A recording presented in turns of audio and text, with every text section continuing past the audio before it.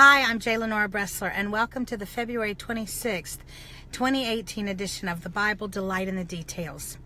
Today I'm going to tell you the story behind one of our most beloved hymns. It was my grandmother's favorite, and I know it is of special significance to many of you who are regular watchers of this program. And it is the 1912 song by C. Miles Austin, "In the Garden," also known as "I Come to the Garden Alone." This is a beautiful hymn about meeting with God and feeling the presence of God very keenly.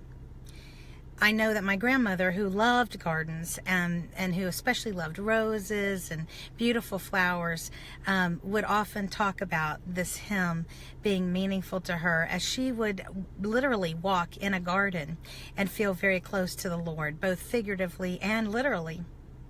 I remember that at Kingscliff we had a metal sign in our garden.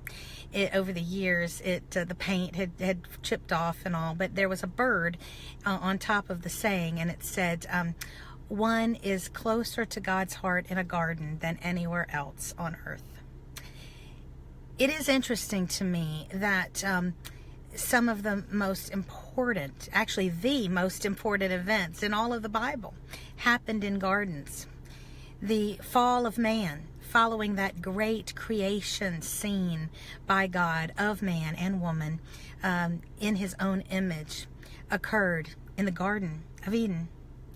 And then the great testing of Jesus, when he allowed evil men to take hold of him and take him to the cross, began in the Garden of Gethsemane.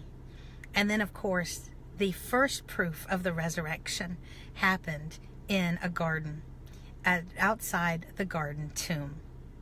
There's something beautiful about a garden, and it reminds us of the newness of life, of God the Creator, and his ability to bring life even from plants, in this case, that may seem to be dead.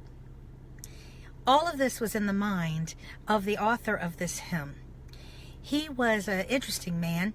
He had been a pharmacist, and then for 26 years he was the head of a publishing company.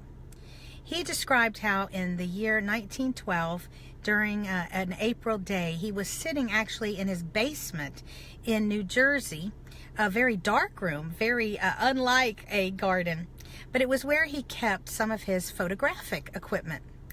He had a desk down there, and he had his Bible. He pulled his Bible toward him, and it opened to his favorite chapter, the 20th chapter of John, which is the story of Jesus and Mary Magdalene, as Mary came on Easter morning, and he was recognized by her as she said that beautiful word Rabboni, which means teacher, in recognition of who he was.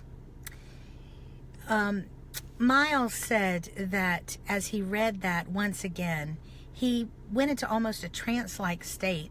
He feels he saw a vision, and he actually saw in his mind that event happened. He said it was as if he was standing right there observing it. He saw John peering into the tomb. He saw Mary with her hand over her face, weeping at the tomb, and then looking up and calling out Rabboni to Jesus.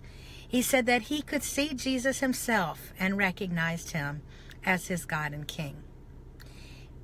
He said that he immediately wrote down the words, not changing one word, and later that night he wrote the melody. That hymn has given such joy to people. And even today when I hear it, I cannot help but smile. Not just about the words, but about the multitude of people that have been so richly helped and enriched by its words. And to know that it all was based on Scripture, which is the way all hymns should be. It should be inspired by and consistent with Scripture, for that is what gives great hymns their great power. I'm J. Lenora Bressler, hoping that you are always meeting your God in the garden. Visit me on the next edition of the Bible Delight in the Details. Have a good night.